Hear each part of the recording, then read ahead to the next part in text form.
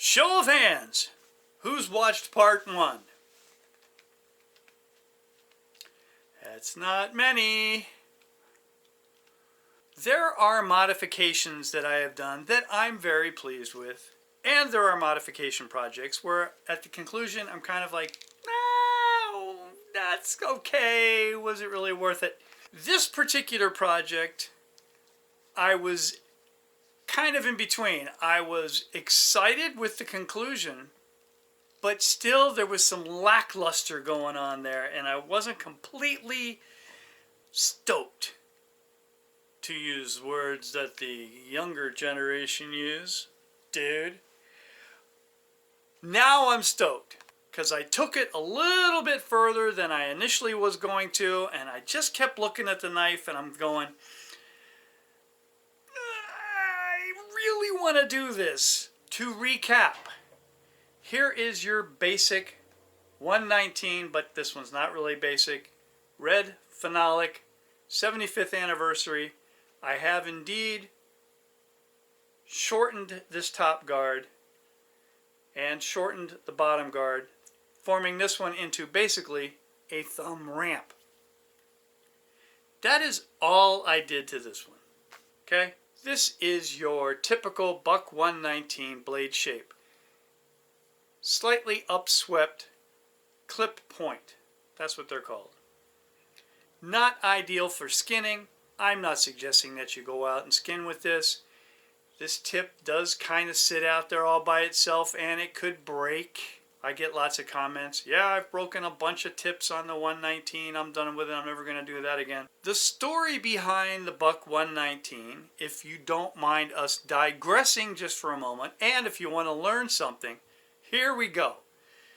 Back in 1942, there was this thing called World War II going on, and H.H. Buck wanted to help out in the war effort. He designed the Buck 119. Wasn't called that back then, but that's what he designed. Not this exact knife, but pretty darn close.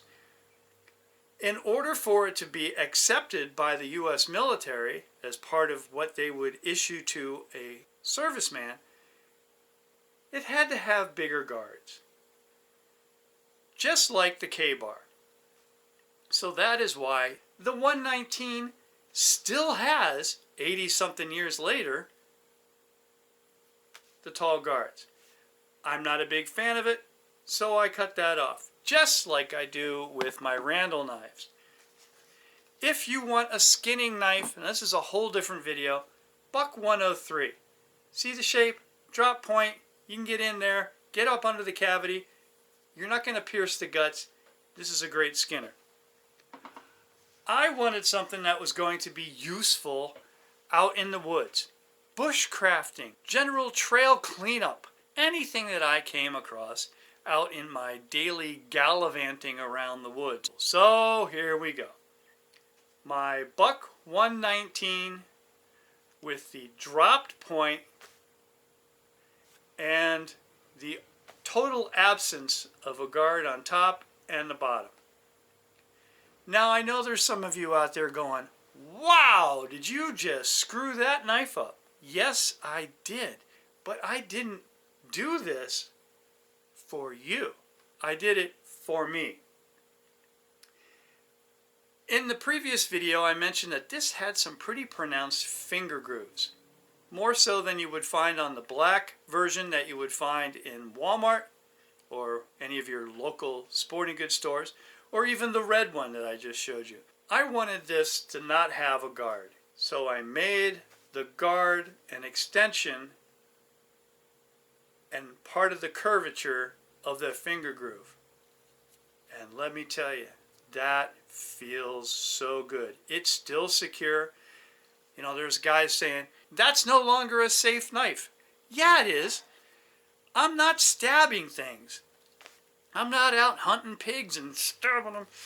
Not stabbing into trees. Not doing that sort of stuff. It's bushcraft. So, there you go. Can still choke up. I have the dropped point. I managed to maintain the swedge. That was the tricky part. Pro tip. if you're thinking about doing this, you are going to need a belt grinder. You could probably get away with using a bastard file and that sort of thing on the 420. You're probably saying to yourself, Tom, you messed up the heat treat. No, I didn't. I go very slowly when I'm working on a belt grinder. I don't even get this blade too hot to touch. You stick this under hot water up to 120 degrees or whatever, that gets a little too hot to hold. I'm not even getting this blade that hot. Now how am I doing that? First thing I do is I chill the blade. I have a pan of water or a tub of water with snow in it, and if I don't have snow available, I throw ice cubes in there.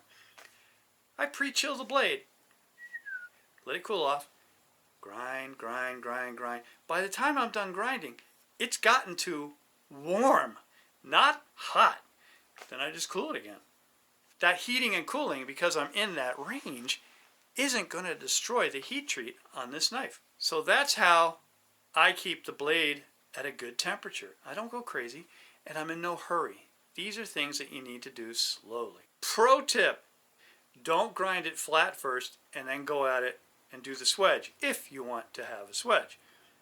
I wanted to keep that traditional buck look with the swedge. So I started to grind flat and then it hit me. I went, woo! When I get it to where I want and then I do the swedge, I'm going to lower it that much more. So what I started doing was all my grinding was at the swedge angle. That point is now midline with the handle. There's more meat here than there is here. I don't have any fear of breaking this tip. Now, I'm not going to be stabbing it into anything and prying and trying to dig a canoe out of a log. That's not what this is for. But general work, hunting, fishing, bushcraft, arts and crafts, I don't care. I like this thing. I am so pleased with the turnout.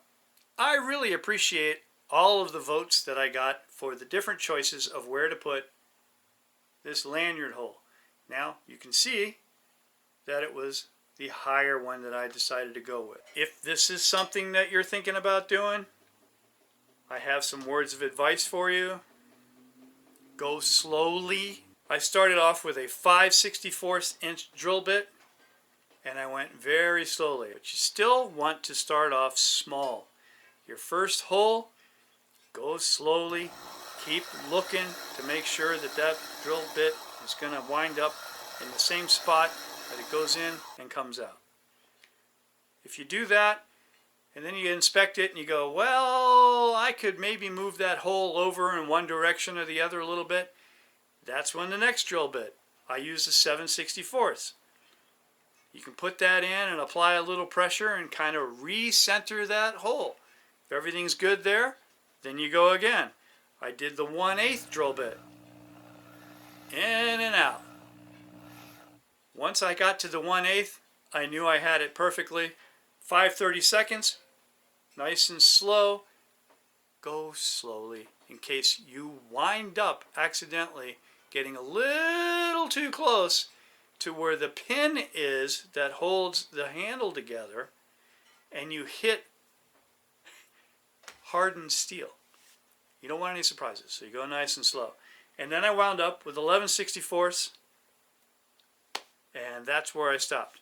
11/64, I came up with that because the aluminum tubing that I would use to make the thong holes for my handmade knives had a 1/4 inch outside diameter and 11/64 inside, and I found that to be the ideal size. So 11/64, then use a countersinking bit to get that chamfer, and you're good to go. This is simply for hanging on branches, just so I don't have to put it in my sheath constantly, and I'm not stabbing it in the trees, and that's how you lose knives. Just hang it there. And if I do drop the knife, I use bright orange, just so that there's something orange that maybe my eye can look and go, ah, there's my knife. That's where I lost it. Otherwise, you know, sometimes these are hard to find. I'm very happy with the way this turned out. I hope that you are. Thanks for watching. I'll see you next time.